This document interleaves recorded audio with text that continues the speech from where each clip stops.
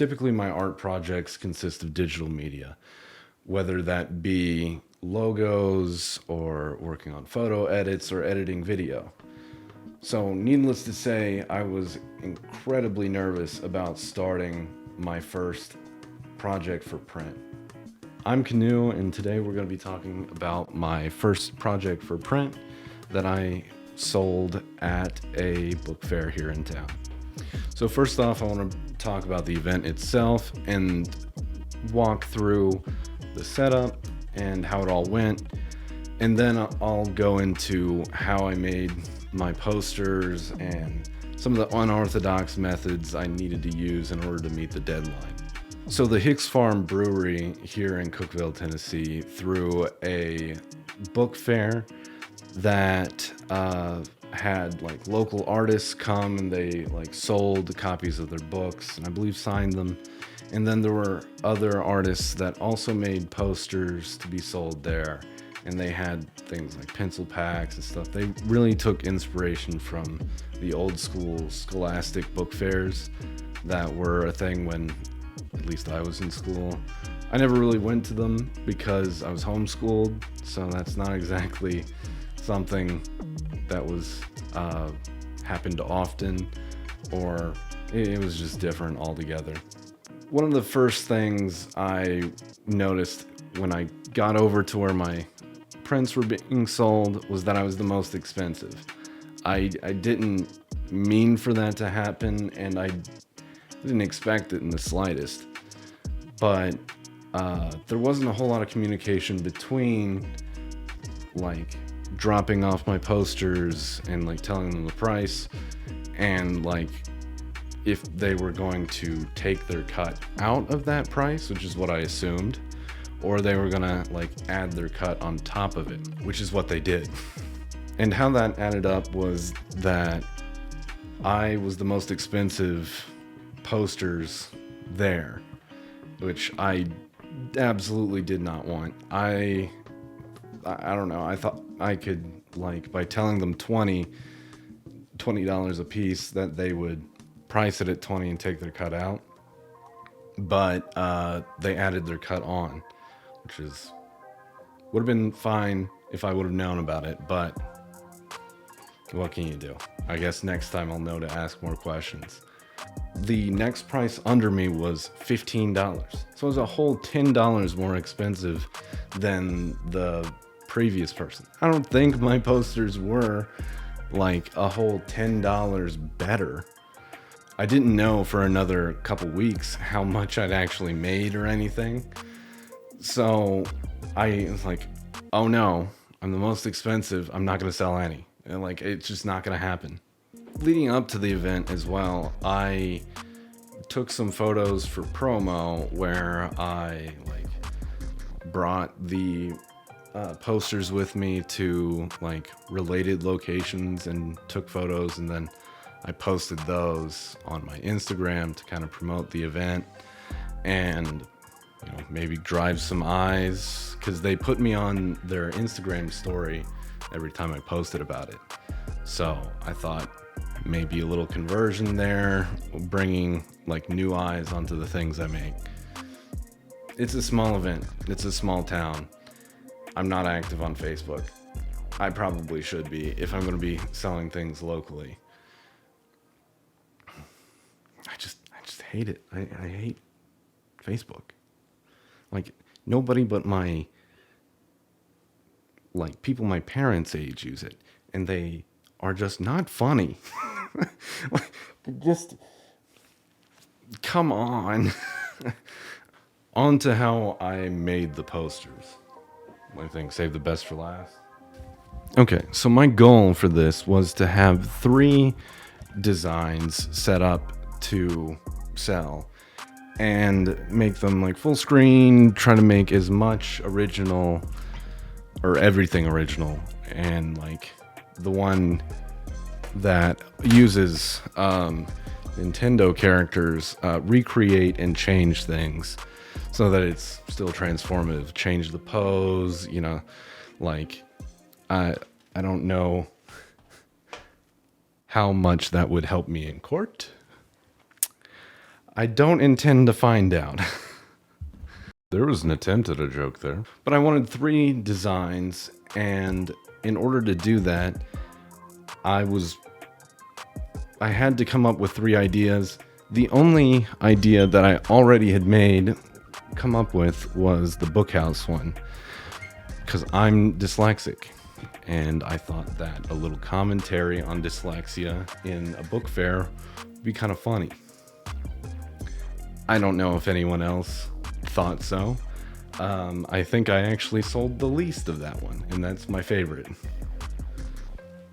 Starting with the easiest to make is this one. I just call it like coffee. I don't really have a like nice name for this or really anything, but it was something I was making to have like as an avatar for like job boards and stuff.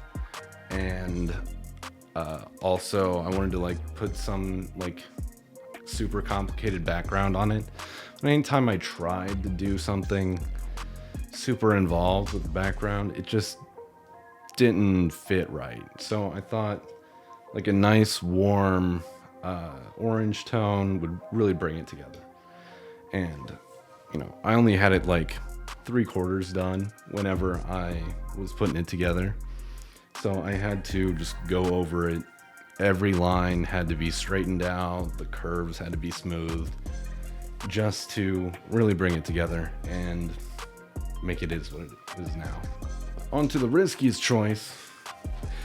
The idea from this, I was out of ideas. Like, my best idea was the bookhouse poster, and I spent so much time on it. But I just tweeted at a streamer I like, and like asked what kind of theme or something I should do for a poster that I was going to be selling locally. It's like they said a bunch of cartoon characters all sitting around smoking cigarettes and drinking beer. Immediately it was like the image here of Snorlax long arm and a big old beer came into my head. Like, I've got to make it. From there, I just thought of like, so I've got Snorlax, what do I put around him? So like, I put through 2 of my favorite Pokemon, Torterra and Turtwig, on there, which are some of my favorites because Turtwig was the first Pokemon I ever used it back when I played Pokemon Pearl. So I definitely wanted him in there, just hanging out a little bit. And I thought that Torterra, he's big enough, he's detailed enough that can be like a solid binding piece in the middle, and then I can just scatter in a little layer of detail here or there with Pavilion and Butterfreeze just kind of around, just adding a little pop of color, a little pink, a little white, to really bind it together. I noticed this corner was a little empty, so I thought I'd fill it with some Bellsprout, smoke a little ciggy. Now, Bookhouse. Bookhouse is really what I think was the best out of any of these, because I had to make a lot of detail in a very compact space. Well, I didn't know how to make a room and make its like proportions and everything look right just by freehand. So I modeled the room in Minecraft. So on my Minecraft server that people from my Discord and friends play on, there's just this pink room above my skeleton spawner where you can see like the rows of bookshelves and stuff, where I took a screenshot in order to get the rows of bookshelves in the right area, and then used it to map out the angles to make the room have actual depth. See, I didn't know any of this because I've not really been taught anything about art. I've spent my entire artistic experience looking for the next problem to hit my head against.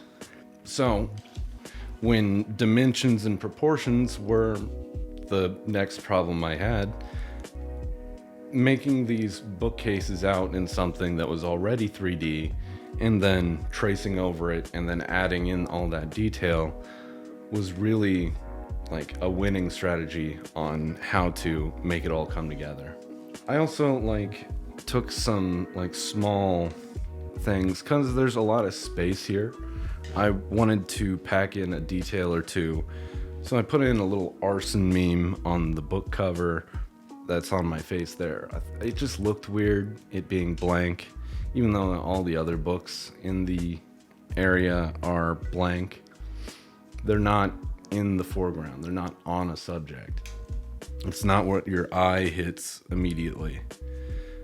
So I made a little arson meme that is Artistry Recording System Output Negotiations.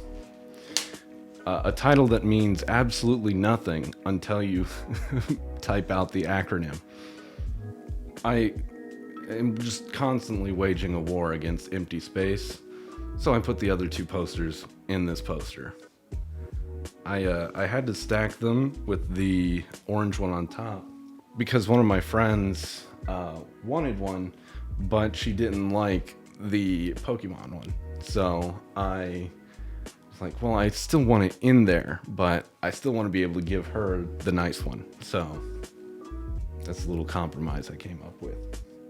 Now, at the time, I didn't have enough time every day to really invest into this project. So, because I was working a job at a sandwich shop, and while I was allowed to bring my laptop with me, my Surface isn't exactly high powered. It was really struggling with the Bookhouse one because of all of the small rectangles in the back. And at one point, it was so drained on performance that it turned off all the fill colors.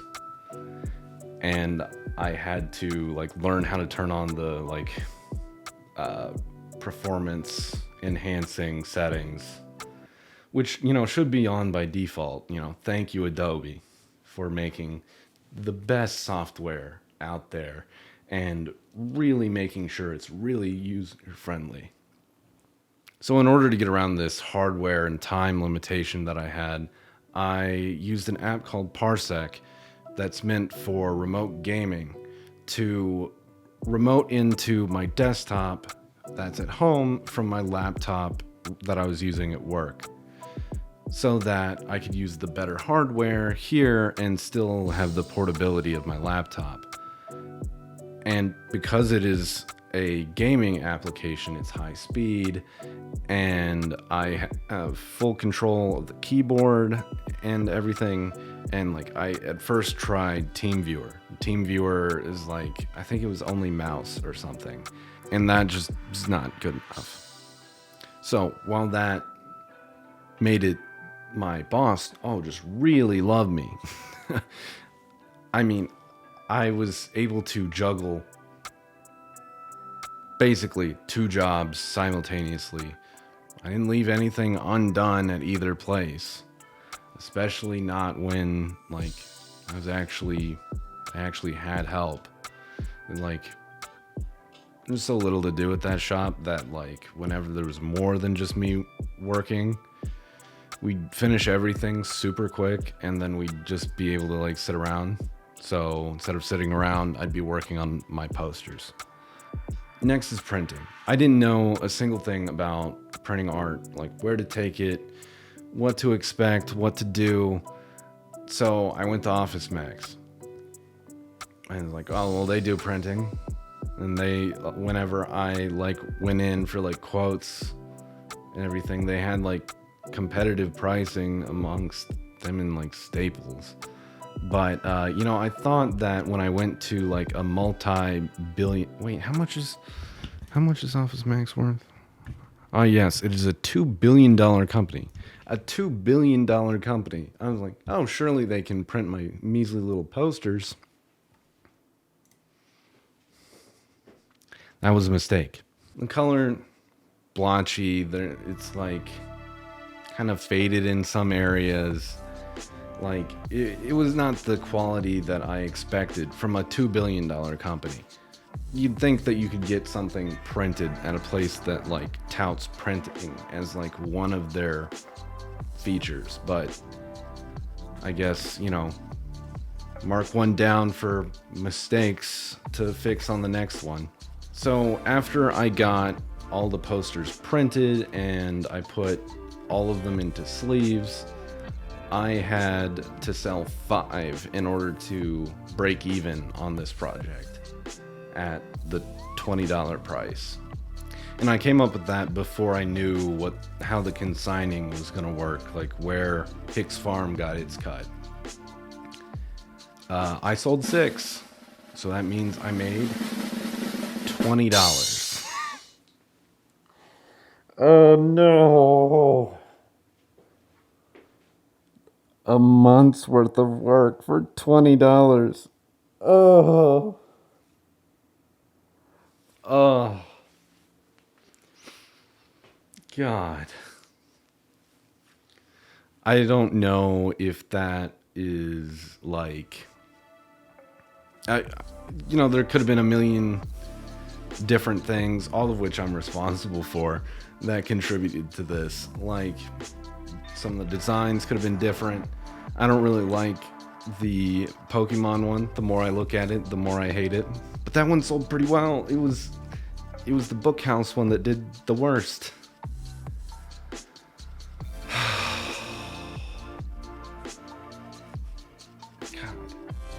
My ultimate takeaway would be next time I might charge less. I'll print fewer, I guess, because I'm still new to this. I don't know a whole lot about making art to sell.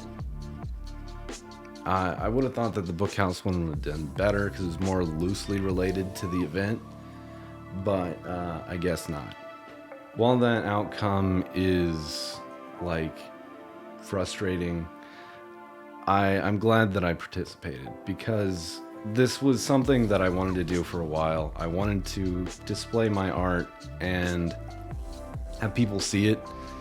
That in itself is cool. Also, it was really cool.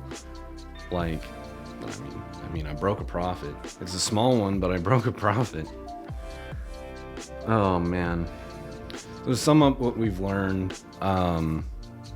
Remote computing, good. Printing too many posters, bad. Office Max, $2 billion company, and bad. Don't price too much. I don't think I was that much better than the other people who had posters to be $10 more expensive than them. So I'll think about that next time. But I didn't know until I attended the event myself how much the others were going to sell for. So learning all this, thank you everybody so much for tuning in and following my experience through my first printed art experience, my first experience actually selling a product, not just doing commissions. Because usually I've just done I need a logo. They describe it to me, I make it, and we work out the details and, whatever. Do the song and dance. Thank you for following along for this creative misadventure. I hope that next time I can build on what I've learned and produce things that I believe take the next step and are a little higher quality, and I always strive to try and improve. Yeah. Thank you so much for watching. Goodbye. 24 posters left. Why did I print 30?